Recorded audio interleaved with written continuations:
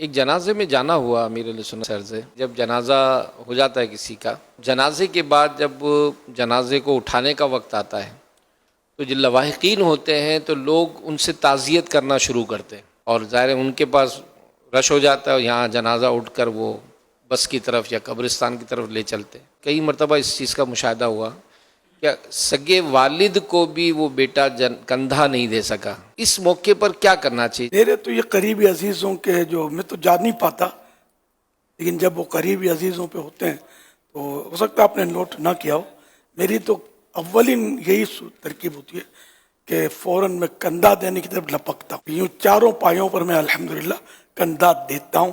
اس کے بعد کوئی ہاتھ ملائے کرے وہ اگر ہو جائے صورت تو. ظاہر ہے کہ یہ ایک مخصوص عبادت ہے جو مخصوص موقع پر ہی ملتی ہے، اس لیے پہلے تو اسی کی حرص ہونی چاہیے. بڑا ثواب ہے جو جنازہ لے کر 40 قدم چلے، اس کے 40 کبیرہ یعنی بڑے گناہ مٹا دیے جائیں گے. نیز حدیث پاک میں ہے جو جنازے کے چاروں پایوں کو کندھا دے، یعنی چاروں لکڑیاں جو نکلی ہوتی ہیں چاروں طرف، ان کو جو کندھا دے، اللہ پاک اس کی حتمی یعنی مستقل مغفرت فرما دے گا. اس لیے پہلے کندھا دے لیا جائے تاکہ یہ نہیں کہ جنازہ بس تک پہنچ جائے یا منزل تک پہنچ جائے اور آپ ملاقاتوں میں مشغول رہیں.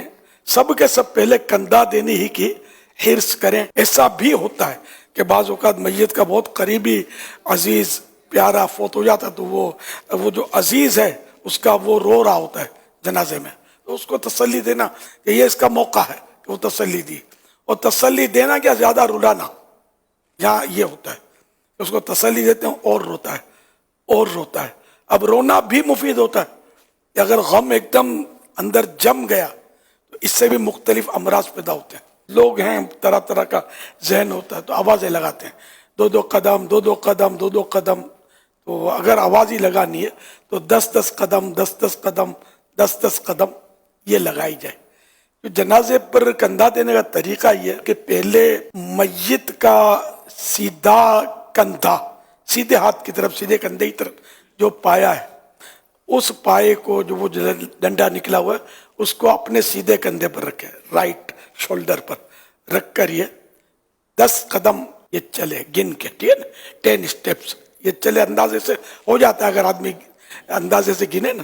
پھر پیچھے کی طرف آئے، بیک آ کر پھر سیدھے ہی شولڈر پر، رائٹ شولڈر پر اس کا سیدھا پاؤں کو کندھا دے کر 10 قدم چلے. اب گھوم کے آ جائے ہاتھ کی طرف، اس کے میت کے لیفٹ شولڈر کی طرف آ جائے میت کے، اور اپنے لیفٹ شولڈر پر الٹے کندھے پر اس کو رکھ کر 10 قدم چلے. پھر پیچھے آ جائے اور اس کے الٹے پاؤں پر اپنے الٹے کندھے پر رکھ کر 10 قدم چلے.